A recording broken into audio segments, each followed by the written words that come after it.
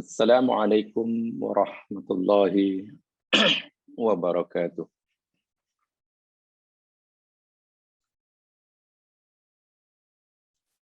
Bismillahirrahmanirrahim. Alhamdulillahi rabbil alamin. Wa bihi nasta'inu ala umurid dunya waddin. Assalatu wassalamu ala asyrafil anbiya wal mursalin. Nabiyyina rasulina Muhammadin sallallahu alaihi wasallam. Al-mab'uts rahmatan lil alamin. Wa ala alihi wa ashabihi wa atba'ihi. Wa man ihtada bihadyihi wastanna bisunnatihi ila yaumiddin.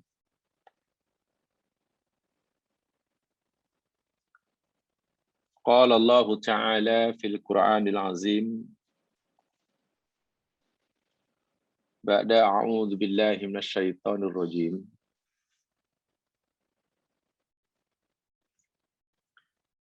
Inna fi khalqis samawati wal ard wa ikhtilafil laili wan nahari la ayatin li ulil albab.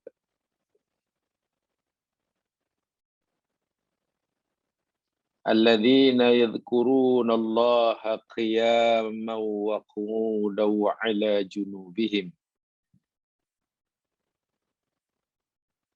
wa yatafakkaruna fi khalqis samawati wal ard. Rabbana ma khalaqta hadza batila subhanak faqina adzaban nar.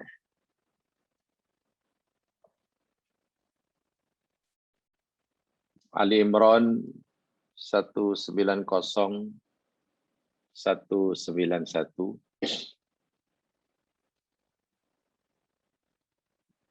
yang bermaksud sesungguhnya di dalam penciptaan beberapa langit dan bumi dan silih pergantian malam dan siang, sungguh ianya tanda-tanda ayat kebesaran Allah, kesempurnaan penciptanya bagi ulul albab.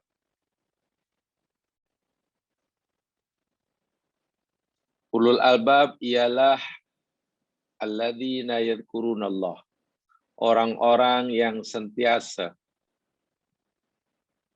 terus-menerus tadzakkur akan Allah. Cuma ada dalam keadaan berdiri, duduk, dan berbaring. Dan mereka sentiasa terus-menerus bertafakkur dalam penciptaan langit dan bumi.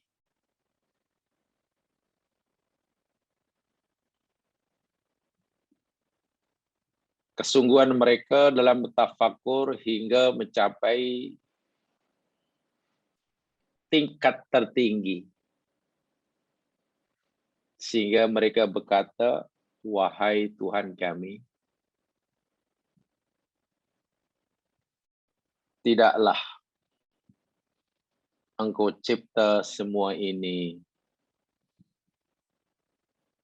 dalam keadaan sia-sia.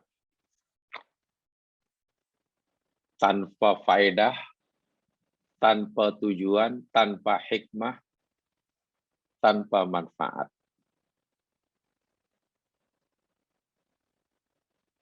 Semua ini Engkau cipta penuh dengan hikmah, tujuan. Maha suci Engkau ya Allah. Dan peliharalah kami daripada azab neraka. Para pendengar muslimin, muslimat, mukminin, mukminat, ikhwati wa akhwati fillah, di mana sahaja berada,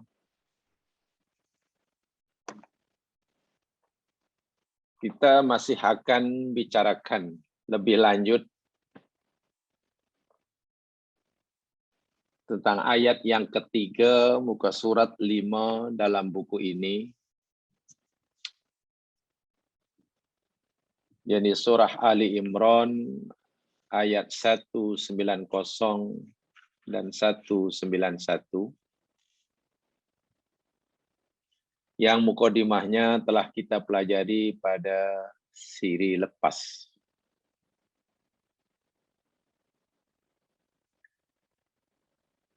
Sebagai ringkasan dan ingatan tentang apa yang kita pelajari minggu lepas berkaitan ayat ini, karena ayat ini dengan nyata menyebut siapa ulul albab menurut Al-Quran. Ayat ini paling nyata, ayat ini paling jelas untuk kita mengetahui siapa ulul albab itu.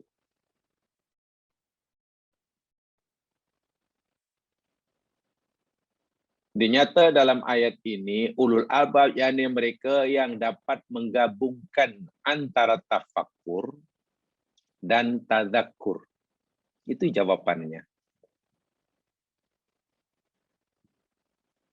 Dalam istilah Al-Quran, mereka yang dapat menggabungkan aktiviti tafakkur dan tadzakur, itulah ulul albab.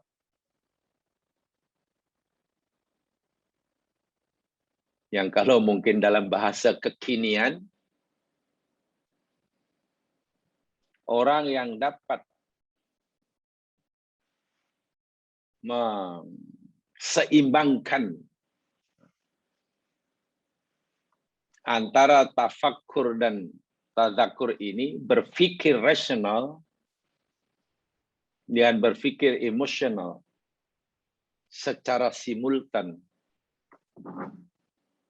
secara simultaneous, mutazaminah, serentak dalam keharmonian, saya katakan tempoh hari.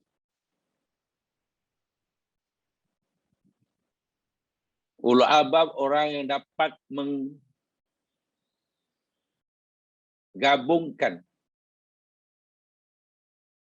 fungsi hipokampusnya dengan fungsi amigdalanya secara serentak. Secara serentak. Itu kalau dalam bahasa kekinian. Mengingat banyaknya perintah tafakkur di dalam Al-Quran.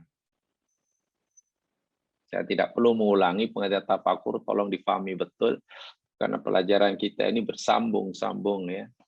Jadi maklumat-maklumat yang telah kita pelajari, saya coba supaya untuk kita jadikan bahan untuk memahami tajuk-tajuk berikutnya. Saya ulangi, pelajaran-pelajaran penjelasan yang telah kita pelajari, saya coba untuk kita jadi bahan untuk memahami tajuk-tajuk berikutnya.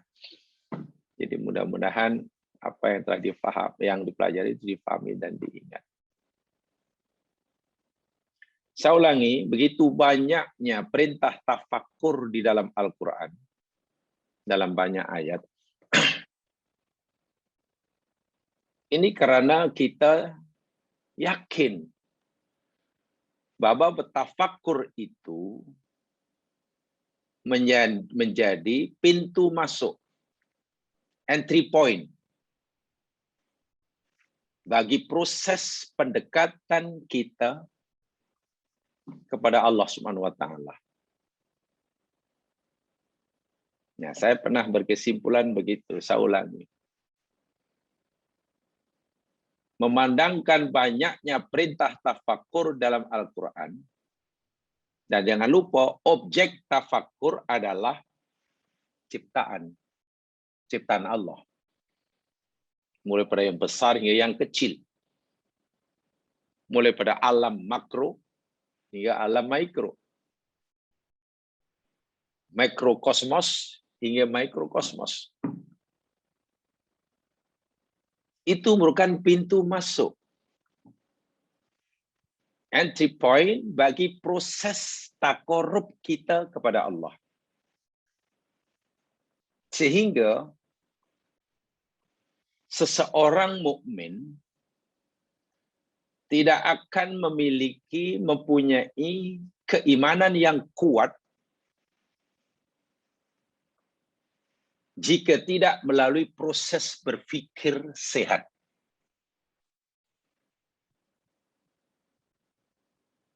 Saya ulangi. Seorang mukmin tidak akan memiliki keimanan yang kuat kalau tidak melalui proses berfikir sehat.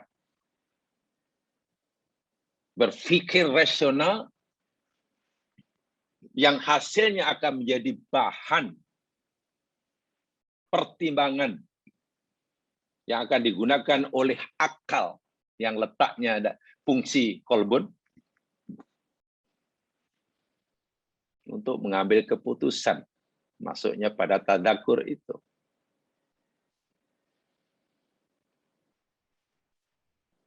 Kita juga telah pelajari tafakur objeknya yakni ciptaan, alatnya yakni kekuatan berfikir rasional, sementara tadzakur objeknya yakni penciptanya, Allah. Yadkurunallah. Objek tadzakur itu Allah. Objek tafakur itu khalqillah, ciptaan Allah. Kalau berfikir tafakur itu lebih menggunakan kecerdasan intelektual, maka tadzakur yakni menggunakan kecerdasan spiritual. Jika tafakur itu lebih bersifat objektif, karena yang difikirkan ciptaan Allah bersifat objektif. A, B, C, D. Walaupun mungkin kepercayaannya berbeza, A Muslim, B Kristen, C Hindu umpamanya, D ateis umpamanya, berbeza banyak. Keempat-empat orang ini berpikir buat kajian tentang pokok yang sama. Seandainya secara ilmiah. Kajian yang boleh dipertanggungjawabkan. Insya Allah hasilnya sama. Itu yang dimaksud objektif. Jak rumusan ilmiahnya sama. 2 campur 2 pasti 4. Tak kira lah. Itu kata si mukmin ke, kata si kafir ke, 2 campur 2, 4. Bersifat objektif itu begitu. Sementara tadzakur itu lebih bersifat subjektif. Kayak ini kaitannya dengan rasa. Kaitannya dengan hati. Nanti kita akan jelaskan lebih lanjut. Macam mana bersifat subjektif itu. Sehingga tingkat tadzakur seseorang nanti, karena objeknya Allah Subhanahu wa Ta'ala, antara A dan B dan C tidak sama. Contoh bila Allah berfirman, ala bidzikrillahi tatmainnul qulub umpamanya. Ketahuilah, bidzikrillah tatmainnul qulub. Dengan zikrullah, dengan tazakkur, objeknya Allah, tatmainnul qulub. Hati menjadi tenang. Itu Allah yang firman. Ada 10 orang zikrullah.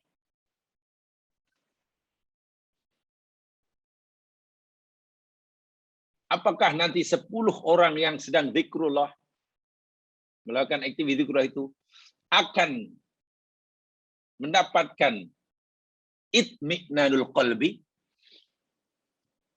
Jawabannya boleh jadi iya, boleh jadi tidak. A dapat, B dapat, tapi bukan ada yang tak dapat. Nah, inilah yang saya katakan subjektif. Atau 10 punya dapat. Oke, semua dapat itmi'nanul qalbi. Pertanyaannya, adakah tingkat ketenangan, ketentraman jiwa yang dia dapat sama? Jawabannya tidak sama. Mungkin ya dapat tenang sikit saja. B lebih besar. C mungkin Masya Allah. Bagaimana orang melakukan benda yang sama, tapi hasilnya berbeza? Itulah subjektif. Berbeza dengan tafakur tadi. Benda yang sama, kepada benda yang sama, insya Allah hasilnya sama. Bersifat syaratnya, ini kaidah-kaidah yang saintifik.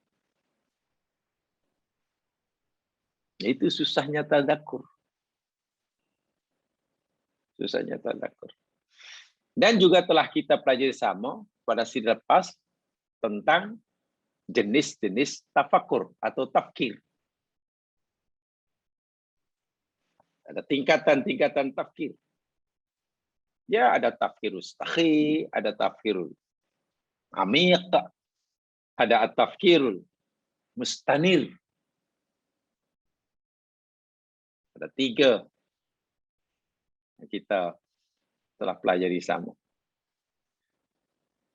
Dan juga sedikit saya telah sampaikan pada siri lepas tentang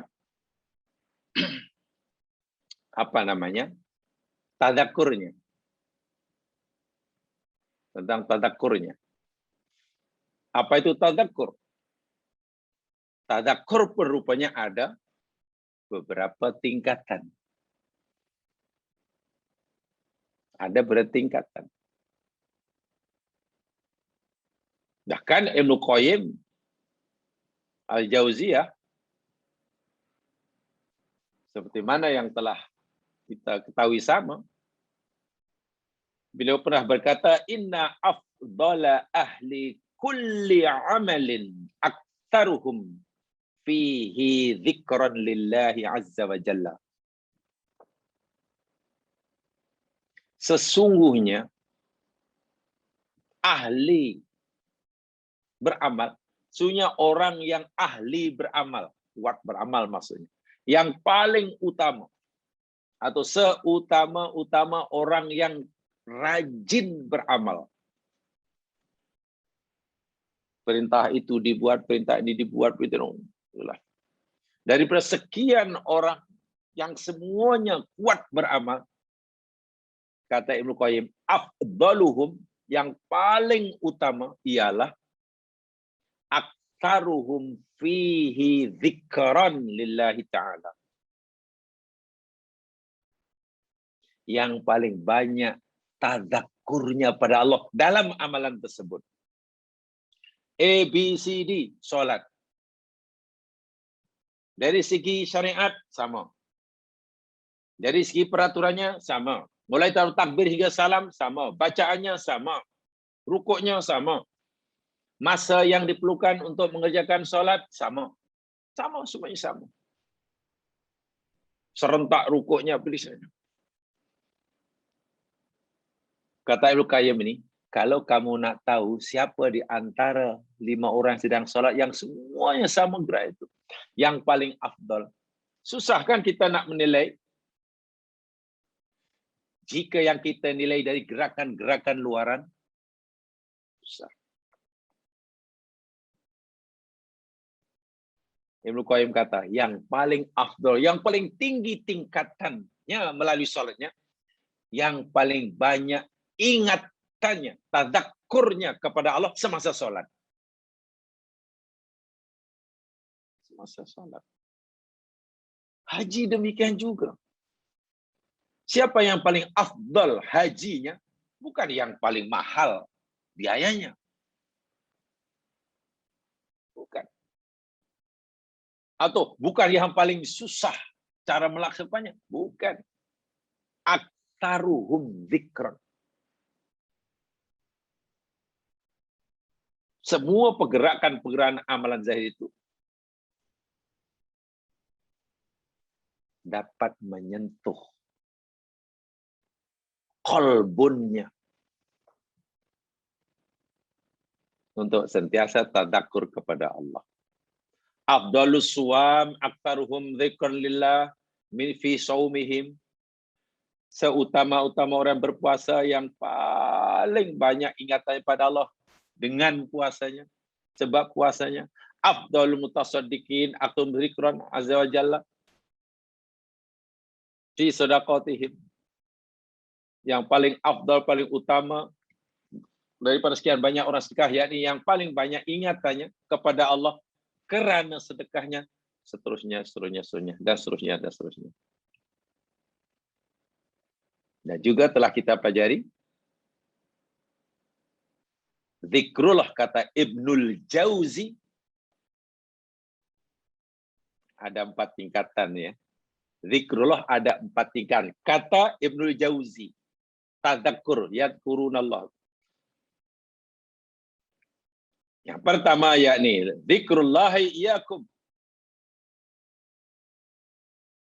Yakni ingatan Allah kepada kamu. Sebab di dalam Al-Qur'an wala zikrullahi akbar. Dan sungguh zikrullah itu paling besar. Apa makna zikrullahi akbar? Kata Ibnu Jauzi, yang pertama ay zikrullahi iyyakum. Ingatan Allah kepada kamu akbar min dzikrikum iyyahu. Itu lebih besar pada ingatan kamu kepada Allah. Yang pertama. Yang kedua, wala dzikrullahi akbar, maksudnya zikrullah itu afdal min kulli syai'in siwahu. Mengingati Allah itu lebih besar daripada amalan apapun selainnya. Dan yang ketiga, wala dzikrullahi ta'ala fis salat akbar mimma nahaka anhu anil fahsya wal munkar. Ingatan kamu kepada Allah semasa sholat itu lebih besar daripada segala-galanya. Dan yang keempatnya, zikrullahi ta'ala al-abda maka nafi sholati akbar min zikril abdi lillahi ta'ala. Itu hampir sama dengan yang pertama. Kata Ibnu Jauzi ketika memahami firman Allah, wala dzikrullahi akbar dalam Al-Ankabut 45 tempoh hari. Demikian juga Ibnu Qayyim. Inilah indahnya agama kita. Ulama rupanya mempunyai macam-macam perbezaan dalam memahami maratibud dzikri. Ibnu Qayyim umpamanya. Ini ya, untuk sekarang mengingatkan ya sebelum saya teruskan. Karena yang berikutnya ini saya ingin menyampaikan gabungan dari antara tafakur dan tazakur ini serentak. Gitu. Kan yang saya sampaikan sama ini tafakur lain, tazakurnya lain. Sekarang macam mana? Sebab ulul albab orang yang dapat menggabungkan itu. Yang saya katakan itu hari antara tafakur dan tazakur itu berjalan serentak secara simultan. Mutazaminah. Itu yang belum saya sampaikan. Ibnu Qayyim mengatakan bahwa zikrullah itu ada tingkatan-tingkatan. Ada namanya az-zikrul zahir. Ya, zikir yang zahir, puji-muji Allah. Dengan memuji Allah, dengan minta itu, dengan ini, dan sebagainya. Ya. Ada nama zikrul khafi. Zikrul khafi maknanya zikir secara khafi. Yani ikhlas. Al-khalas minal quyud.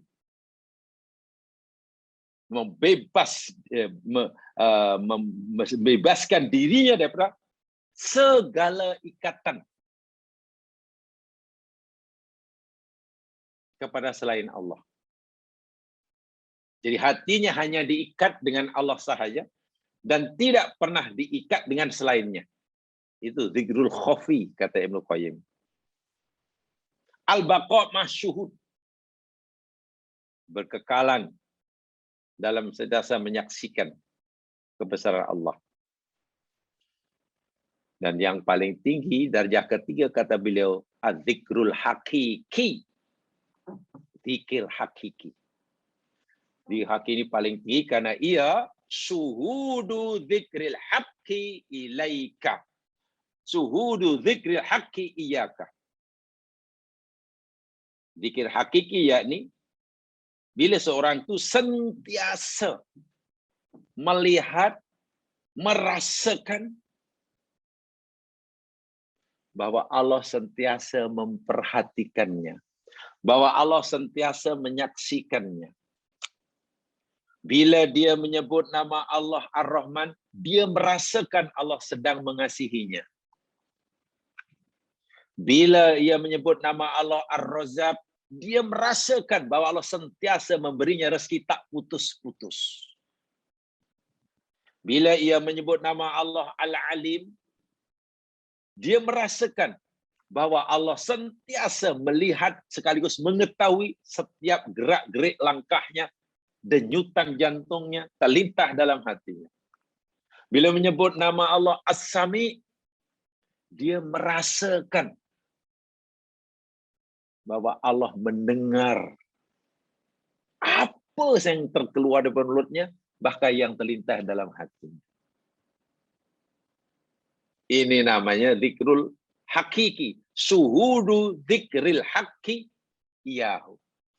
Dan itu kemuncaknya. Dan orang seperti pasti tidak mengeluh. Jika ia teraniaya, dia akan ingat, ya bagaimana aku menderita walaupun sedang teraniaya. Bukankah aku punya Tuhan yang maha membela? Coba bagaimana? Kalau sudah seperti itu. Bila nak makan pun tidak ada, nak itu pun tidak ada. Kata orang fakir, tiba-tiba hatinya berbunga-bunga. Bagaimana aku merasa fakir dan merasa susah? Bukankah aku punya Tuhan yang maha kaya? Yang maha memberi rezeki? Kan aku ciptaan dia. Bila aku ciptaan dia, kenapa aku mesti susah? Karena tak makan. Kan dia yang bagi makan. Masya Allah. Bila dia terlanjur buat dosa, dia tidak akan putus asa. Sebaliknya dia punya harapan yang besar. Ingat dosanya, bukan malah putus asa. Bukan kunut dalam bahasa Al-Quran. Sebaliknya timbul rojaknya. Kenapa aku mesti berputus asa hanya karena dosaku banyak? Kenapa tiba-tiba aku merasa tidak punya masa depan? Bila melihat dosa yang sangat banyak, bukankah Allah itu Ghaffar, Ghafur? Bukankah dia sentiasa melambai-lambai, manggil-manggil? La taqnatu min rahmatillah. Nah, orang yang zikirnya seperti itu paling tinggi, kata Ibnul Qayyim. Atau bila tiba-tiba hatinya merasa dia bangga, merasa hebat, merasa kuat. Bila terlintas dalam hati, timbul rasa bangga, rasa hebat, rasa kuat, sebut nama Allah, Allahul Qawi. Bagaimana diri ini akan merasa kuat? Sedangkan dia Allah yang menciptaku. Itu zat yang maha melemahkan. Dia bukan hanya mampu memberi kekuatan, tapi dia juga mampu melemahkan. Dia bukan hanya mampu menghidupkan, tapi dia juga berkuasa mematikan. Coba macam mana? Dia bukan hanya mampu memberikan kemuliaan pada hambanya, al-mu'izzu, tapi dia juga maha mudhillu, boleh menghinakan. Mana ada ruang untuk kita merasa bangga, merasa mulia bila kita ingat dia itu, Allah itu yang menghinakan. Bila kita tiba-tiba merasa terhina di tengah masyarakat, bagaimana kita akan sedih? Bukankah kita punya Tuhan Al-Mu'izzu yang maha memberi kemuliaan? Itu zikir yang paling tinggi.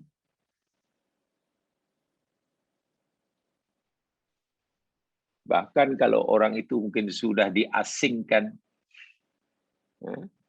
sudah dikucilkan, sudah diasingkan oleh masyarakatnya pun, seorang diri katalah karena tak ada orang suka, tak ada orang tolong, dia masih merasa gembira, hatinya tak berubah-ubah. Apa ruginya makhluk Allah meninggalkan aku, sementara Allah Tuhan mereka masih mau menemani aku. Apa ruginya semua mata sudah tidak memperhatikan aku, sedangkan Allah yang menciptakan semua mata masih terus-menerus memandangku. Kata Ibnu Qayyim, itu zikir hakiki paling tinggi. Paling tinggi. Jemaah sekalian, nah sekarang yang saya sampaikan, kerana ayat ini, ayat setelah kita ini, Allah nyatakan ciri ulul albab itu, yakni mereka yang dapat menggabungkan antara berpikir, tafakur tentang ciptaan Allah dan tadakkur secara serentak. Secara serentak, bagaimana penjelasannya? Jamaah yang dirahmati Allah sekalian, begini ya. Rupa-rupanya ini dalam bahasa Arab dipanggil al-wa'yu ya. Saya tidak tahu dalam bahasa Melayunya apa al-wa'yu. Ya mungkin bahasa dipanggil kesedaran ya. Kesedaran lah. Dalam bahasa lebih kurang bahasa al-wa'yu. Apa kesadarannya?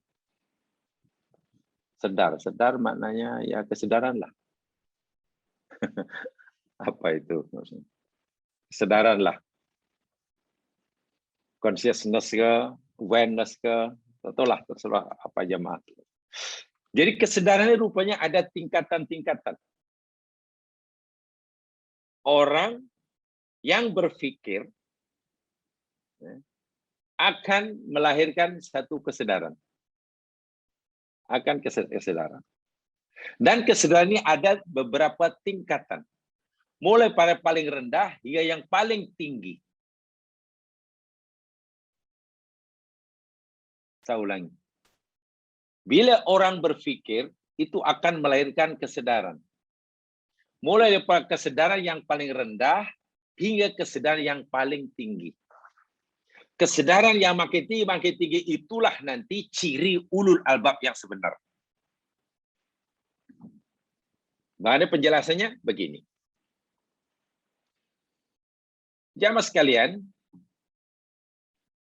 kesadaran ya setakat yang saya tahulah adalah satu suasana batin jiwa seseorang.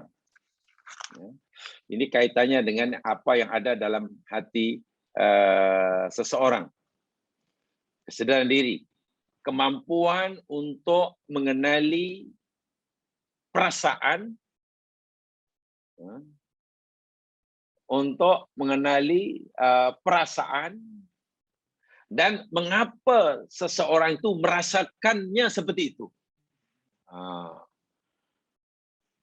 Jadi kesadaran diri apa ya? Kemampuan untuk mengenali perasaannya dan mengapa ia merasakan seperti itu, serta pengaruh perilaku seseorang terhadap yang lain.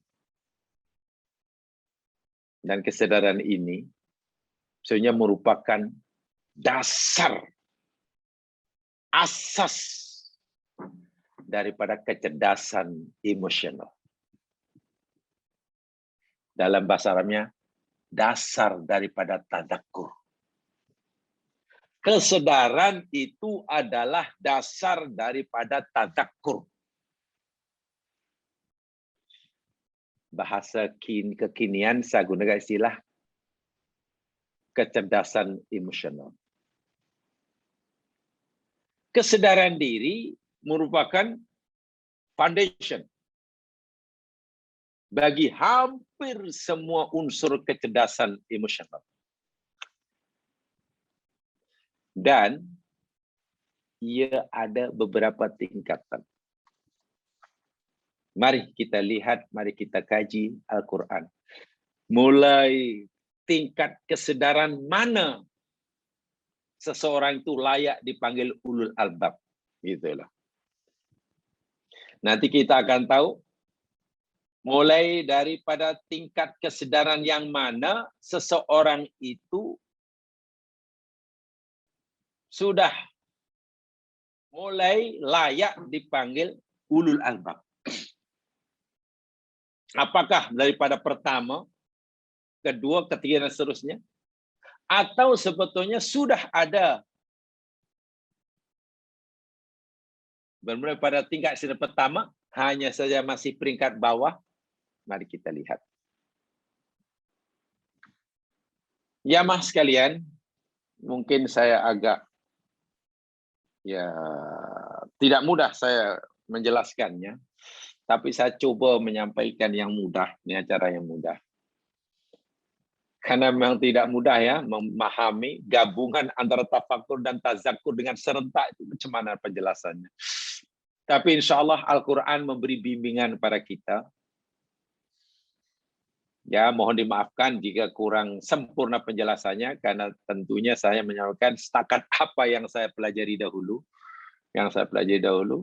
Jadi jika nanti ada semacam ketidakpuasan tentang penjelasan itu, ya jamaah boleh mencari yang lain, dan itu bagus.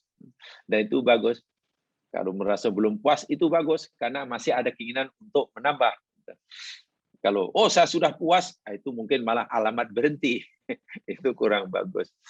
Jadi tentulah, kata orang, seseorang hanya boleh memberi apa yang dia miliki. Jadi saya hanya boleh memberikan penjelasan apa yang saya miliki. Apa yang saya tidak miliki, saya tidak mampu. Baik, mari kita cermati perlahan-lahan, kita kaji perlahan-lahan. Di dalam bicara tentang kesadaran, kaitan antara fikir dan zikir, tafakkur dan tadakkur, kembali kesadaran, itu ada 4 tingkatan. Ada marotib, arba'u marotib. Al-wa'yu, kesadaran manusia itu, yakni bila seseorang itu sudah dapat menggabungkan antara aktiviti fikir dan zikir, yang itu merupakan sifat utama ulul albab, akan melahirkan kesadaran. Dan kesadaran itu ada 4 tingkatan. Mulai pada tingkatan yang paling bawah hingga tingkatan yang paling tinggi. Apa tingkat kesadaran yang paling rendah? Ini saya melayukan saja, bahasanya mudah. Istilah kami dahulu dipanggil kesadaran indrawi. Kesadaran indrawi itu maknanya kesadaran hasil pengamatan yang dilakukan oleh panca indera, oleh mata, oleh mata yang melihatnya, oleh telinga yang mendengarnya, oleh lidah yang merasakannya, oleh tangan yang memegangnya, begitulah. Ini namanya kesadaran indrawi. Bila orang matanya sehat, boleh nampak, telinganya sehat, boleh mendengar suaranya, dan sebagainya. Bila melihat saja ada rimau lalu, dia kan, oh itu rimau, oh itu kambing, oh itu lori, oh itu pokok, oh ini pokok kelapa, dan sebagainya. Nah, kesedaran yang seperti itu hasil daripada panca indera. Itu namanya kesedaran indrawi. Sehingga dengan itu kita dapat mengenalinya. Ini pokok, ini rumah, ini batu, itu si fulan, ini si fulan, itu lori, dan seterusnya ada seterusnya. Kualiti kepahaman yang disandarkan pada informasi panca indera semata-mata. Mungkin begitu bahasanya. Kesedaran indrawi, kualiti kefahaman yang disandarkan kepada informasi panca indera semata-mata. Sedangkan kita tahu, seringkali panca indera kita itu sebenarnya menipu. Tidak bersifat jujur. Percaya atau tidak, tengah hari, panas, kita bawa kereta di jalan raya, nampak 1 kilometer ke 100 meter depan kita, macam genangan air. Mata kata, air, air. Tapi pikiran waras kita pasti mendustakannya. Mana mungkin ada air? Ini bukan musim hujan, ini musim kemarau. Mana ada air? Tapi mata kata air, air. So mata bagi maklumat tak betul. Mata bagi maklumat pada mata otak kita, air, air. Tapi otak tak mau menerimanya. Sebenarnya otak itu berfungsi ya. Kalau otak itu berfungsi, kacau. Ada kipas angin, mungkin ada berapa tuh dia punya blade-nya, katalah ada 3. Merah, biru, itu apa lagi namanya, kuning ke apa. Ketika kipas belum berpusing, kita boleh kenal blade dia, merah berarti kawan. Tapi bila mulai berpusing, kita masih kenal mana biru, mana merah. Tapi coba kalau kipas pusing laju, kita sudah tidak kenal lagi. So mata kita sudah, kalau kita tanya itu warna apa, mata bagi maklumat tak betul, nipu. Telinga demikian, hidung lagi. Allahu Akbar. Tak bukan tempoh hari.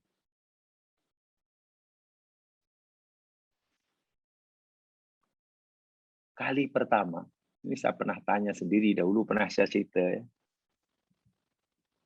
Kan ada kan kawan-kawan yang kerja, ya ikut lori, majlis bandaran, kutip sampah, lalu depan rumah kita. Kita pun, ya bau tak sedap, namanya bau sampah. Bau sampah. Jadi saya tergerak hati waktu itu sebab ada budak itu minta maaf yang kerja itu. Gantungkan minuman dia, teh tarik itu digantung je kat lori campur sampah. Itu sambil minum, pegang sambil minum. Jadi saya tergerak nak tanya, minta nak tanya, macam mana ni awak admin tu macam okey ke, kata saya, tak bau ke? Tak tahulah bang, tak bau lah, tak bau. Dulu mula-mula bau, tengok. Mula-mula kerja, sampah itu baunya luar biasa. Mula-mula, lepas tu tutup. Tapi karena sudah lama bekerja, ikut lori sampah, berbulan, bertahun, dah biasa dah lali lah. Apakah betul sampah yang dahulu bau sekarang jadi tak bau? Atau hidungnya yang sudah lali? Nah, tengok. Sudah lali.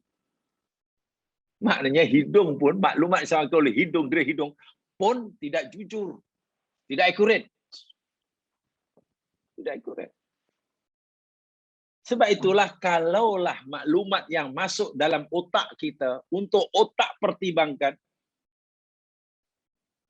lalu mengambil kesimpulan ini ini. Kalaulah betul semata-mata berdasarkan panca indera, susah kita ya Mas Kilan. Kita sering tertipu. Itu kesadaran indrawi. Kita sadar, oh sadar, saya sadar itu pokok itu. Ya kalau orang tak sadar kan tidak kenal mana pokok mangga madok ini. Mana kita masih waras. Sungguh pun ini dianggap rendah dan minta maaf. Saya minta maaf. Kesadaran kita peringkat seperti ini semuanya masih ada persamaan dengan hayawan. Karena binatang pun kenal, itu makanan, itu bukan. Ini rumahku, ini bukan. Itu anakku, itu bukan. Masih sama. Ini sama. Hanya kita lebih sedikit. Kita lebih sedikit. Sebab mata yang coba menipu kita, maklumat yang disampaikan oleh mata untuk coba menipu fikiran kita, kita tolak. Kita tolak. Itu kesadaran indrawi. Kita boleh bezakan antara kambing dengan rimau. Dengan kambing, rimau. Yang kesadaran indrawi ini, ya mas kalian, ia boleh menimbulkan dalam hati kita rasa apa? Suka, tak suka, takut, ingin, tak ingin. Bila dengar petir berdentum sana sini, kilat menjar, rasa takut. Timbul rasa, karena kita tahu apa itu petir. Apa itu? Oh, itu ribut, nampak. Apa itu? Rimau, terlepas daripada kandangnya. Takut. Namanya khauf. Ya, hati kita, tempat kita tadakur, tiba muncul rasa khauf. Bagus, alhamdulillah. Dan dalam Quran pun ada. Kita suruh khauf kepada Allah Subhanahu wa taala. Tapi ingat, khauf itu rasa takut yang paling rendah. Ada nanti yang lebih tinggi. Yang lebih tinggi. So, kalau cara mudah, kesadaran indrawi, yakni kita hanya dapat mengambil kesimpulan tentang apa yang kita lihat, benar-benar apa yang dilihat oleh mata, yang kita dengar oleh telinga, tak lebih daripada itu. Contoh, kalau kita melihat ke atas matahari, saya yakin kalau semata berdasarkan maklumat mata ya, kita akan kata matahari bergerak daripada timur ke barat. Betul kan? Ya. Itu kesimpulan kita. Kita punya kesimpulan matahari bergerak daripada timur ke barat. Gerak. Semua bergerak ke arah barat. Terbit pagi di timur, terbang. Kita lihat matahari itu kecil sahaja. Oh, sekitar itu aja.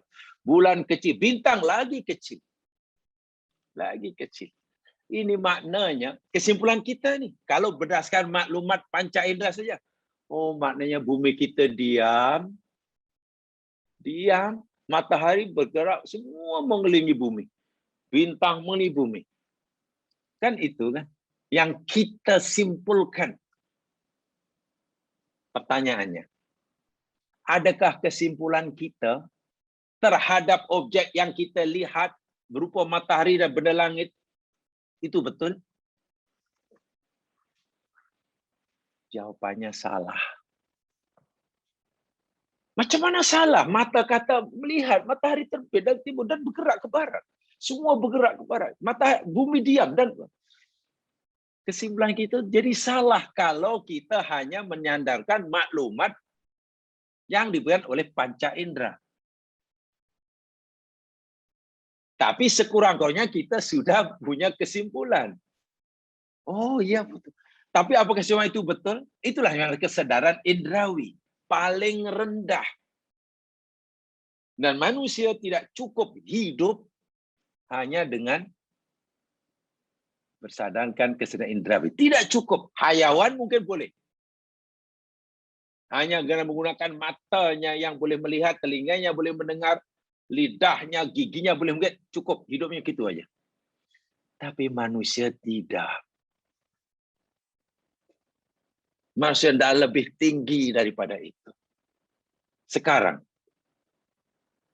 kalaulah kesimpulan kita yang menyimpulkan bahwa semua benda di langit bergerak daripada timur ke barat. Semua bergerak, mengelilingi bumi, dan bumi diam. Rupanya matahari kecil saja, bulan kecil, bintang lagi kecil. Artinya, siapa yang boleh membetulkan kesimpulan kita yang salah seperti itu? Itu kesimpulan salah itu. Yang akan membetulkannya yakni peringkat kesadaran yang lebih tinggi. Apa itu? Kesadaran ilmiah.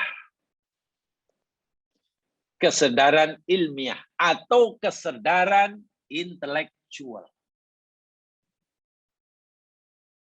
Itu tingkat 2. Kesadaran intelektual. Kesadaran ilmiah. Kesimpulan yang kita ambil, yang diyakini oleh hati, akan menjadi lebih tepat, lebih benar, jika maklumat yang kita jadikan pertimbangan adalah maklumat yang diberikan oleh kesadaran intelektual, ilmiah. Nah, itu sudah mulai menggunakan berpikir waras, berpikir cerdas, berpikir bijak. Namanya kecerdasan intelektual. Bagaimana caranya? Dikajinya. Setelah belajar astronomi, rupanya barulah selama ini saya pikir matahari yang bergerak melihat bumi. Rupanya bumi yang bergerak. Tengok, kesimpulannya tiba-tiba menjadi bertolak belakang. Kesimpulannya berlawanan. Kalau selama ini, masih kanak-kanak kita fikir, lah, saya fikir bumi besar, matahari kecil. Selama ini, selepas belajar tentang astrofizik, pamannya, Masya Allah, bumi rupanya tidak ada apa-apanya berbanding matahari. Rupanya bumi yang bergerak melilingi matahari. Bumi nampak bergerak daripada timur ke barat, rupanya kesan daripada rotation bumi. Kita sudah mendapatkan satu kesimpulan yang lebih tepat daripada yang pertama. Maknanya makom kita sudah naik. Kesadaran kita sudah mulai naik. Itu baru menggunakan kecerdasan akal fikiran. Seorang yang menggunakan kecerdasan akal fikiran, berpikir waras dan cerdas, nanti akan lebih tinggi darjahnya, akan lebih mudah mendapat kebenaran berbanding mereka yang hanya mengambil keputusan berdasarkan maklumat panca indera. Setelah dikaji rupanya, wasyamsu tajri li mustaqarril laha dzalika taqdirul azizil alim. Dan matahari itu beredar di tempat yang telah ditetapkan oleh Allah baginya. Itulah ketetapan Allah yang maha perkasa lagi maha mengetahui. Lah, rupanya matahari pun berbusing, bergerak rupanya. Ada orbitnya rupanya. Dan dahsyat sekali. Kan selepas mengkaji ayat itu, karena sudah mulai mendalami astronomi itu. Wal qamara qaddarnahu manazila hatta ada kala urjunil qadim. Dan bulan itu kami telah tetapkan, kata Allah, manazil. Manazil itu tempat turun, tempat-tempat position posisi bulan, position bulan setiap harinya berubah-ubah. Kita pandang dari bumi.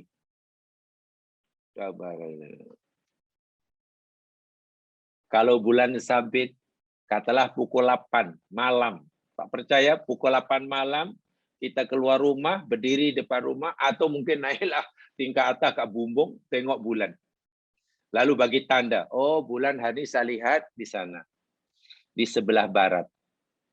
Tingginya sekian degree daripada ufuk. Tingginya sekian degree daripada horizon. Daripada horizon. Kemudian, apa namanya? Bentuknya seperti ini. Besok, pukul 8, masanya kena sama pukul 8, berdiri tempat yang sama dengan semalam, lalu kita lihat bulan yang semalam. Kita yakin. Bulan yang semalam kita lihat tidak lagi berada di tempat yang semalam, bentuknya pun tidak sama dengan yang semalam. Berubah. Makin tinggi lah. Bentuknya pun makin besar. Lusa begitu juga. Kita lihat dari bumi, dari tempat yang sama, pukul yang sama, bulan berubah-ubah tempat dan berubah bentuknya. Itu namanya manazil. Itu namanya manazil. Yang sebenarnya ada 29 itulah. Kalau kita hanya menggunakan kecerdasan, kesedaran indrawi, kita tak dapat apa-apa. Kita hanya, oh ya bulan rupanya lain lah. Bulan berubah-ubah dari itu besar. Sebarang sabit, separuh, purnama. Tapi karena kita sudah mulai menggunakan kecerdasan intelektual, kita sudah ingin belajar itu, belajar ini, belajar yang berkaitan dengan ilmu falak, kita menemukan akhirnya, ya, saya faham. Saya faham kenapa bentuk bulan kita lihat dari bumi pada masa yang sama, di tempat yang sama, dari tempat kita melihat, berubah-ubah bentuknya. Kenapa matahari sentiasa nampak bulan? Sementara bulan, walaupun bentuknya bulan, kenapa tidak selalu nampak bulan? Kita sudah mulai faham. Karena kita sudah berpikir lebih tinggi dari yang pertama.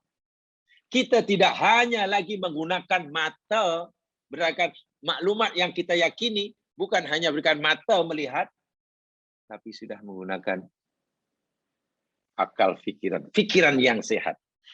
Sudah belajar itu, belajar ilmu ini, belajar itu. Demikian juga jamaah sekalian. Bila kita tengok hujan, coba kalau kita hanya menggunakan kecerdasan yang paling kecerdasan paling rendah, indrawi. Oh, hujan. Apa ayah hujan dah. Kalau begitu ada jemuran, cepat diangkat. Cepat diangkat hujan, cepat teduh. Oh, bocor. Itu ajalah, tak lebih daripada itu. Tak lebih daripada itu. Dan ruginya lah kalau kita melihat hujan hanya seperti itu. Orang yang ingin meningkatkan kesedarannya, naikkan menjadi kecerdasan intelektual, dia sudah mulai berpikir, macam mana ya bulan, apa hujan ini boleh berlaku? Dia sudah berpikir, belajar tentang proses berlakunya hujan. Dia sudah mulai nampak, Masya Allah. Dia sudah mulai kagum. Kalau tempoh hari rasa kagum belum ada, paling-paling hanya, cepat-cepat masuk, dan baca jemur, nanti basah sia-sia. Dah 2 hari itu jemuran tak kering. Kalau awak tercepat ambil, nanti basah. Setakat itu aja lah. Bagaimana sikap kita? Takkan sikap kita hanya sesederhana itu ketika berlaku hujan. Yakni hanya takut jemuran basah. Ya Allah, ya Tuhanku. Takkan sikap kita sebagai khalifah Allah terhadap turunnya hujan, hanya takut demam bila terkena hujan, kemudian cepat berteduh. Ya Tuhanku. Itu kesadaran paling rendah jemaah sekalian. Minta maaf ya kalau setakat itu. Kucing pun bila hujan berteduh. Ya. Berteduh. Hayawan-hayawan pun mungkin berhenti bermain-main. Tapi orang yang sudah menggunakan kekuatan akalnya, nikmat pikirannya, karena memang Allah suruh pelajari. Coba kamu perhatikan. Alam taro anallaha anzala minas sama'i ma'a. Tidaklah kamu perhatikan bagaimana Allah telah menurunkan air dari langit.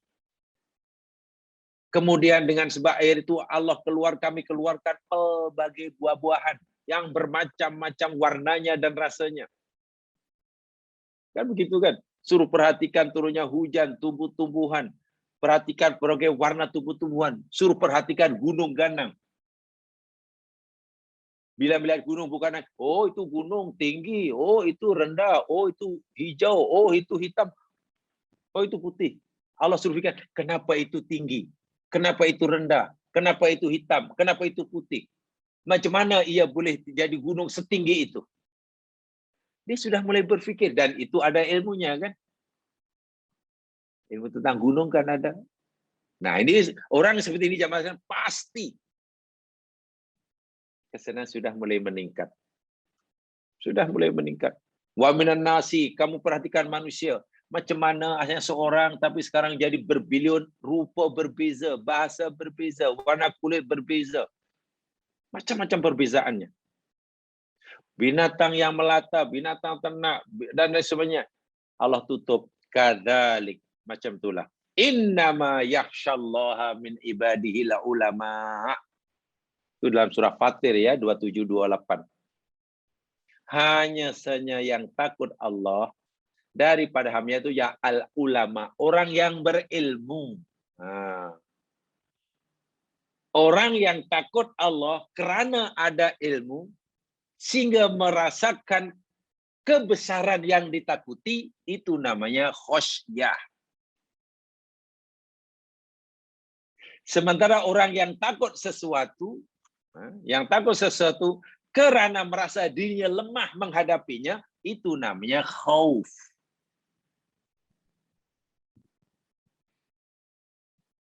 Saya ulangi.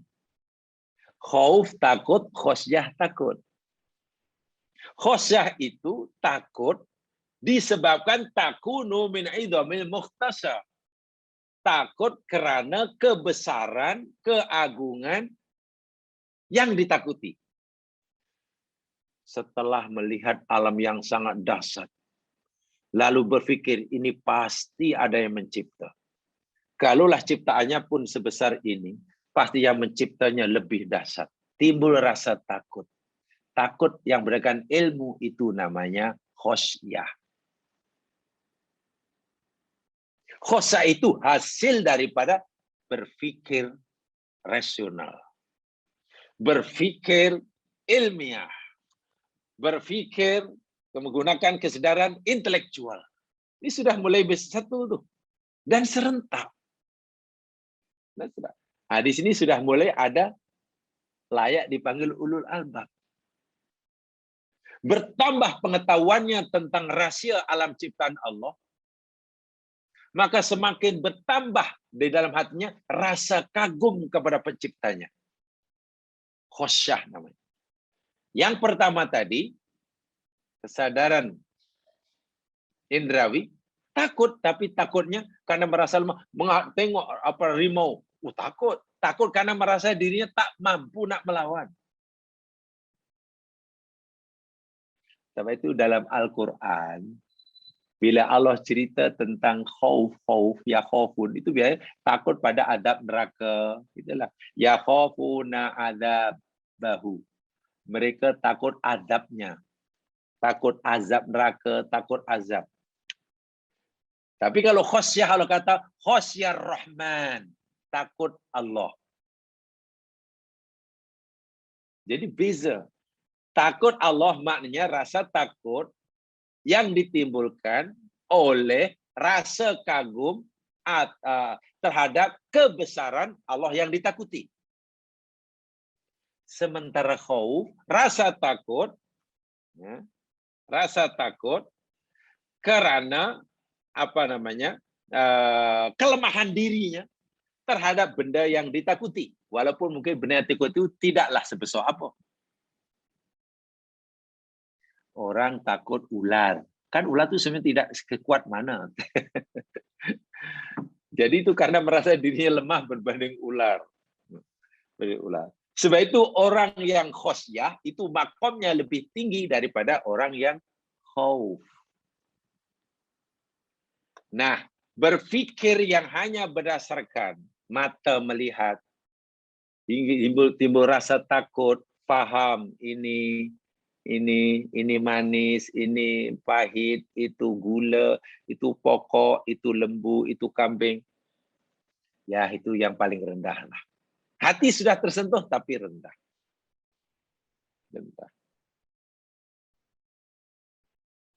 Sementara yang kedua, rupanya, saya pikir selama ini matahari kecil, rupanya jauh lebih besar.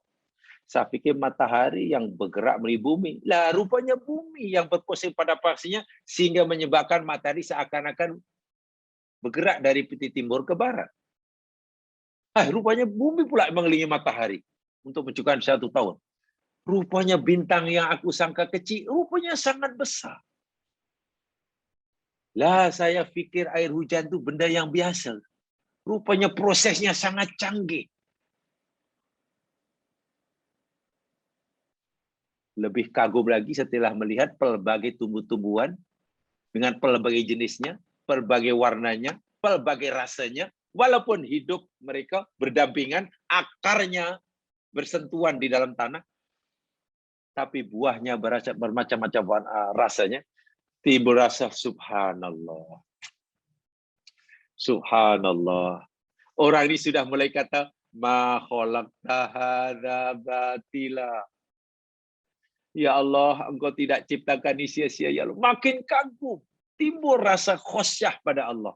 Nah, ini sudah mulai ada tanda-tanda ulul albab itu.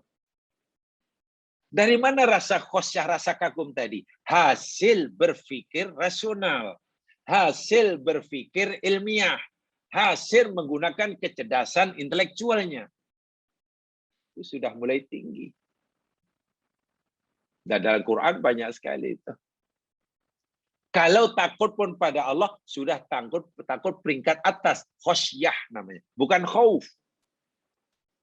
Bukan khauf. Ibnu Qayyim kata, al-khosyatu wa khaufun makrunun bima'rifah. Itu kata Ibnu Qayyim. Al-khosyatu, khosyah itu yakni khaufun, rasa takut, makrunun, yang disertai bima'rifatin, dengan makrifat. Kenal kepada yang ditakuti. Lebih tepatnya, kenal kepada aizamil muhtasar. Keagungan. Karena tahu, faham betul keagungan yang zatnya takuti, kuasanya, kehebatannya, dan timbul rasa khosyah. Minta maaf kalau boleh gunakan istilah yang agak kasar lah. Ini istilah yang agak kasar, minta maaf. Walaupun khauf dan khosyah itu benda yang sama, terjemahan Melayu. Tapi dikata, khosyah itu yakni rasa takut yang dimiliki oleh golongan-golongan yang berilmu. Sementara khosyah itu rasa takut yang dimiliki oleh orang-orang yang berilmu, karena berdasarkan ilmu. Sementara khauf itu rasa takut yang dimiliki oleh mereka orang awam yang tidak berilmu. Yang tidak berilmu. Itu. Kalaulah budak kecil takut kucing, nah itu namanya khauf. Itu namanya khauf. Tapi kalau orang dewasa berniaga, buat pelaburan, kemudian dia takut tak jadi karena takut rugi, karena sudah membayangkan kalau aku buat pelaburan di sini nanti akan gini, ini akan begini. Itu bukan khauf lagi itu. Sudah lebih meningkat rasa takut berdasarkan ilmu. Paham ya? Jadi orang yang takut yang kedua ini, kesadaran ilmiah, kesedaran intelektual, nanti bila melihat ciptaan Allah, melihat apa yang berdasarkan ayat yang sampai Ali Imran, dia akan kata subhanak ma khalaqta hadza batila. Ya Allah, Engkau tak cipta ini sia-sia, ya Allah. Engkau tidak ciptakan ini sia-sia. Karena melihat kebesaran tadi. Ya, melihat kebesarannya. Hanya subhanallah, Allahu Akbar. Allah, itu aja lah. Merasakan cili, pedas. Allahu Akbar. Cemanalah. Sebab nampak kuasa Allah di situ. Itulah. Yang ketiga namanya kesedaran spiritual. Lebih tinggi lagi. Mengkaji ciptaan Allah, melihat ciptaan Allah, timbul kesedaran spiritual. Timbul kesedaran spiritual. Jadi satu kualiti kesedaran yang bersifat subjektif yang tadi saya katakan. Antara seseorang dengan orang lain. Karena di sini kita sebagai subjeknya, Allah malah menjadi objeknya. Kan begitu ya. Kesedaran spiritual ini bersifat subjektif. Berbeza antara A, B, C tadi. Karena kita manusia sebagai subjeknya, Allah sebagai objeknya. So, dalam konteks ini, pembuktian tidak dapat lagi lah dilakukan secara objektif, empirik, tidak boleh. Tidak mungkin. Dalam konteks kesedaran spiritual, pembuktian tidak mungkin dapat dilakukan secara objektif, empirik. Tidak mungkin. Karena ia bersifat subjektif tadi. Melainkan mesti bersifat subjektif emosional. Kalau gunakan bahasa kekinian lah, tak lebih mudah menerangkan itu. Karena ia lebih bersifat subjektif emosional. Kesannya, dampaknya, efeknya ialah quality psychology seseorang yang berpengaruh pada quality kesehatan jiwanya, kesehatan jasmaninya, zahir batinnya. Baik. Saya nak bagi satu contoh. Jamaah sekalian, di dalam surah Al-Anfal,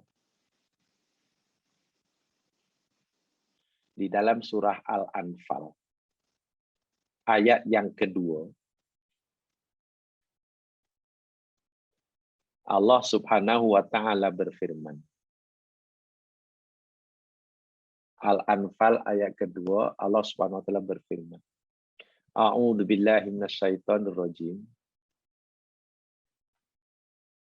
Innamal mu'minuna alladzina idza dzukirallahu wajilat qulubuhum wa idza tuliyat 'alaihim ayatuhu zadatuhum imana wa 'ala rabbihim yatawakkalun. Hanya saja orang-orang yang benar-benar beriman itu ialah, ini Allah yang cipta ya, hanya saja orang-orang benar beriman, orang yang benar-benar itu ialah alladzina, orang-orang yang apabila idza dzukirallah, disebutkan, diingatkan Allah. Ingat di sini Allah menjadi objek. Sama ada memperhatikan ciptaan Allah kah? Atau mengingati kebesaran Allah kah? Atau menyebut asma Allah kah? Atau yang pasti Allah jadi objek di sini? Atau Al-Quran sebagai firman Allah kah? Ya kayak itu. Wajilat qulubuhum. Tengok. hatinya wajilat. Yalah, ada yang mengartikan wajilat takut. Gemetar, gemetar. Hatinya gemetar. Tidak salah kalau wajilat diartikan gemetar, jika kulub diartikan jantung. Yang sekalian, ini yang saya pelajari dahulu ya. Saya hanya mainkan apa yang saya pelajari dan saya yakini. Kata pensarah saya dulu, wajilat tidak salah kamu terjemahkan gemetar, jika kulub kamu artikan jantung. Tapi kalau kulub kamu artikan hati yang sifatnya maknawi, maka wajilat janganlah diartikan gemetar. Ya, lebih tepat hati yang responsif. Gitulah. Kalau gemetar pun hanya istilahnya mengeluarkan getaran-getaran hati yang bergetar, itu maknawi lah. Karena apa? Orang yang hatinya responsif timbul rasa takut, kata jemaah sekalian. Timbul rasa takut. Takut itu kan kerja hati kan. Melihat kebesaran Allah, ingat kebesaran Allah, hati rasa takut. Bila hati rasa takut, denyutan, detakan jantung itu makin kuat. Ya. Hati yang tenteram, insya Allah heartbeat pun semakin teratur. Sehingga ada satu kajian yang sangat ilmiah, menarik sebenarnya. Tapi ya saya membaca buku itu, tapi masih juga susah nak paham sedikit saja. Apa hubungan jantung dengan hati maknawi ini? Hati yang bermakna maknawi ya. Hati tempatnya iman, hati tempatnya sedih, hati tempatnya syak, ragu, dendam, suka, tak suka, punya harapan. Yang sifatnya maknawi lah, hati nafs, jiwa. Dengan jantung. Dengan jantung. Yang sifatnya fisikal. Apa hubungan dia? Sebab bila orang marah, kenapa jantungnya semacam aja? Jika tenang, kenapa jantungnya juga semacam? Pasti ada hubungan. Atau jangan-jangan jangan-jangan hati yang sama maknawi itu ada di sebalik jantung yang sifatnya fisikal itu. Ini memang menarik sekali. Hubungan antara jiwa dengan jasmani. Itu masih menjadi ilmu yang ya sekarang sedang berkembang begitu luar biasa. Tapi nampaknya belum mencapai kesempurnaannya. Saya masih coba mencari mengaitkannya itu. Mengaitkan. Tidak, bagaimana keadaan hati sebenar seorang itu boleh dibaca melalui jantungnya, kan satu di antaranya. Nah ini dia. Ini nama kesadaran spiritual. Wa idza tuliyat alaihim ayatu zadathum imanan. Dan bila dibacakan ayat-ayatnya, imannya bertambah. Masya Allah. Dengan melihat alam semesta, di mana di sana Allah menunjukkan kekuasaannya. Setelah merasakan kekuasaan Allah dalam alam ciptaannya, kebesarannya, mulut tanpa dia sedari keluar ucapan Subhanallah, Subhanallah. Timbul rasa khosyah, iman makin bertambah. Sehingga betul-betul orang yang sudah percaya menggabungkan aktiviti otaknya dengan fungsi hatinya. Sudah berjaya menyatukan antara tafakur dengan tadakur. Ini ulul albab ini. Ini ulul albab. Tapi kalau hanya otak saya memahaminya, tapi tidak menimbulkan rasa kagum, tidak menyentuh hatinya, nah itu bukan ulul albab. Ya, panggil ajalah cendekiawan itulah. Panggil ajalah ilmuwan. Panggil ajalah sarjana. Itu ajalah. Panggil sarjana. Tapi bagaimana kalau sebaliknya? Hati sentiasa bergetar, rasa takut, walaupun tak faham. Nah, itu saya tak tahu apa istilahnya. Dia takut, dia kagum, tapi tak faham apa yang dikagumi. Nah, itu rasa pelik sikit lah itu. Ya, tidak mungkin sepatutnya kan. Tidak mungkin. Ini namanya kesadaran spiritual. Sehingga setiap kali melihat alam ciptaan Allah Subhanahu wa taala, Bukan sekadar melihat keagungan Allah dalam ciptaannya. Bukan sekadar hatinya dapat merasakan kasih sayang Allah melalui ciptaannya. Tapi hatinya juga dapat memahami, merasakan manfaat di sebalik ciptaannya. Bak kata surah Ali Imran tadi kata ma khalaqta hadza batila. Dia sudah sampai peringkat mengetahui bahkan meyakini bahwanya tidak ada ciptaan Allah sekecil apapun yang sia-sia.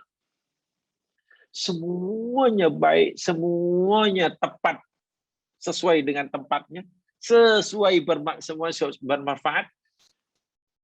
Tiba-tiba dirinya merasa sebagai hamba yang sangat dimanjakan, dilimpahi rahmat oleh Allah Subhanahu wa taala. Orang yang sudah merasa begitu, bila masa Allah panggil, ya pasti segera datanglah. Bagaimana mungkin orang yang merasa disayang oleh setiap masa, Allah panggil tak dengar? Tak mungkin. Sebenarnya orang yang tak merasa disayang oleh Allah, rasa itu belum ada, hatinya belum berfungsi, tadzakurnya belum ada, walaupun tafakurnya sudah cerdas,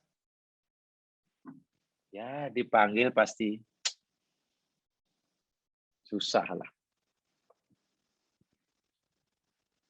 Sufyan Ats-Tsauri. Itu kan ulama besar ya. Sufyan Ats-Tsauri. Termasuk guru Imam Syafi'i kan. Dia punya guru Sufyan Ats-Tsauri, Sufyan Ibnu Uyainah. Pernah ditanya oleh seorang muridnya, "Wahai Tuan Guru Sufyan, kabar Tuan Guru ini seorang yang sangat zuhur, sangat wara, sangat ya kalau dalam bahasa awam Tuan ini waliullah gitulah. Waliullah mana kekasih Allah ya, jangan waliullah menunjuk pada golongan manusia elit tertentu boleh terbang, bukan begitu. Tuan ini namanya seorang yang kekasih Allah, buat itu tawadhu. Apa rahasianya untuk jadi wali? Jawaban Sufyan bin Tsauri ini pelik jelaskan. Nampak remeh tetapi sangat mendalam. Ya, satu di antaranya banyaklah, tapi satu di antaranya dikata, aku sentiasa telah berada di tempat sholat sebelum Allah panggil aku sholat. Pelik tak pelik? Aku sudah berada di tempat sholat, sudah bersedia untuk sholat sebelum Allah panggil aku sholat. Contoh jamaah sekalian. Setiap pukul, sekarang ya, katakanlah pukul 5.05 atau pukul 6 pagi lah cerita. Setiap 6 pagi Allah panggil kita hayyalah sholat, hayyalah sholat. Setiap 6 pagi hayyalah sholat, mari sholat, mari sholat. Sorry, aku sudah bersedia sebelumnya. Aku dah tunggu di situ. Bila dipanggil aku dah datang. Zuhur begitu, katalah berapa? Satu suku punya. Setiap satu suku Allah panggil, marilah salat, marilah salat, marilah salat. Aku sudah bersiap sedia untuk salat sebelum pun aku dipanggil. Demikian juga Maghrib, Isya, Asar dan sunat. Kenapa? Rasanya malu lah. Setiap waktu Allah panggil, wah sudah diberitahu. Pukul 6 pagi, aku panggil kamu supaya sholat ya. Ini setiap pagi dipanggil, sholat dulu lah, sholat dulu. Kan malu rasanya. Coba jamaah fikir. Kalau kita katalah punya pembantu, suruh jaga kedai, katalah suruh kedai. Dan kedai itu kita beritahu padanya, tolong ya setiap pukul 8 pagi kamu buka kedai ya. Oh ya Tuhan. Setiap 8 pagi tolong awak buka kedai. Tak berniaga. Agak-agak pembantu kita itu budak yang baik atau tidak. Bila setiap hari, setiap pagi, 8 pagi kita suruh dia. Dah 8 pagi, bukalah. Kawan tu pergi, buka lagi. Esok macam juga. Dah 8 pagi, bukalah. Selama 1 tahun kita, 365 kali kita cakap. Itu mana pembantu yang baik atau pembantu yang tak baik? Wah, dia sudah tahu setiap 8 pagi buka kedai. Sebenarnya bagi tahu sekali sudah lah. Tak payah setiap nak buka dipanggil. Sufyan Ats-Tsauri merasa malu. Bila setiap kali nak solat, kena panggil dulu oleh Allah, baru nak siap sedia. Ya Allah, Allah, baru nak. Itu nampaknya dipanggil baru nak datang. Sufyan Tsauri tak. Aku tak mau, aku malu. Aku sentiasa sudah bersedia sebelum pun dipanggil. Nampak perbuatan itu remeh kan, kecil. Tapi boleh menjadi wali itu zaman sekarang. Ya maaf, kita boleh jadi wali kalau kita boleh amalkan. Wali dalam arti kata kekasih Allah ya. Jangan dikatakan wali maknanya golongan elit tertentu yang boleh terbang itu. Bukan itu yang saya maksudkan. Hati bergetar. Ali bin Abi Thalib setiap kali hendak masuk waktu, bergetar hatinya, berpeluh. Ditanya, wahai Ali, macam mana kau apa yang mereka Tuhan Khalifah berpeluh-peluh ni? Bagaimana aku tidak ketakutan? Sekejap lagi aku akan dipanggil oleh Tuhanku. Aku akan berdiri di hadapannya. Sedangkan dia mengetahui gerak-gerik aku dan juga hati aku. Ketika aku mengucapkan iyyaka na'budu wa iyyaka nasta'in, hanya kepadamu saja ya Allah kami sembah, hanya padamu saja ya Allah kami mohon pertolongan. Itu ucapan aku, dia dengar. Tapi dia juga mengetahui betulkah hati aku seperti itu. Iyyaka nasta'in. Ketika aku mengucapkan inna sholati wa nusuki wa mahyaya wa mamati, dia bukan hanya mendengar suara mulutku. Dia mengetahui adakah hatiku juga inna sholati wa nusuki wa mahyaya. Bagaimana aku tak takut dia mengetahui segala-galanya. Orang seperti ini, kesadarannya sudah peringkat kesadaran spiritual. Dengar azan. Tengok matahari terbit, gemetar. Tengok pokok berbuah, subhanallah, tambah imannya. Itulah ulul albab. Gabungan antara kecerdasan berpikir, kecerdasan intelektual, digabungkan dengan kecerdasan spiritual. Dan berjalan serentak. Berjalan serentak. Tidak mudah. Oke, kalau kecerdasan intelektual tadi bersifat objektif, berdasarkan kajian objektif empirik, sementara kesedaran spiritual ini sifatnya subjektif emosional. Kenapa subjektif emosional? Tadi saya katakan, jika hati dapat tenang dengan zikir pada Allah, ala bidzikri tatma'innul qulub, kan ketenangan ini tidak sama antara A, B, C, D. A sangat tenang, B kurang tenang. Itu yang dimaksud.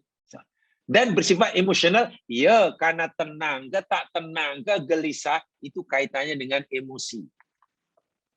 Betul kan? Itu kaitannya dengan emosi. Itu kaitannya dengan peranan amigdala. Itu kerja tadakkur. Quran setelah memberi panduan jamaah sekalian melalui ayat-ayat yang bermacam-macam. Syaratnya difahami dengan baik. Nah, bila sudah pakai tingkat 3 itu sebenarnya sudah mulai ketara ciri-ciri ulul albabnya. Sudah mulai ketara.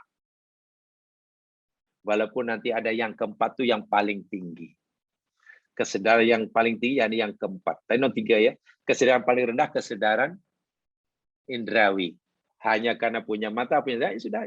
Oh itu pokok, oh ini sedap nih, ai suka nih. Oh ini manisnya, ai suka nih. Tak lebih daripada itu bila tengok buah-buahan. Allah Akbar. Ai suka ini cantik ini. Oh ini berat, no. Ini murah, ini mahal. Ya Allah ya Tuhanku, kalau itulah hidup kita hanya itu ya Mas kan. Ai suka ini, ai tak suka ini. Kenapa ini mati? Pokok ini mahal tuh, tapi mati pula. Allah mati, menyesalnya aku. Oh ini cantik. Kesadaran yang paling rendah namanya kesadaran indrawi. Naikkan sikit supaya kita dapat melihat kenapa ya boleh jadi berlaku ini, kenapa ya boleh jadi, kenapa ya boleh hujan, kenapa ya boleh kemarau, kenapa ya boleh bla bla bla. Nah itu saintis lah, sudah mulai naik itu. karena sudah belajar sains. Tak cukup, tingkatkan lagi. Bagi peranan lebih kepada jiwa supaya dapat merasakan keagungan Allah. Jamaah sekalian, itu saja yang sempat sampaikan. Mudah-mudahan diberkati oleh Allah. Yang benar-benar Allah jua, yang silap kelemahan dari sini. InsyaAllah kita akan teruskan pada kesempatan yang lain. Subhanakallahumma bihamdika asyhadu an la ilaha illa anta astaghfiruka wa atubu ilaik. A'udzu billahi wal 'asr. Innal insana fi khusr illa alladziina aamanu wa 'amilus shalihaat wa tawassaw bil haqq wa tawassaw bis sabr.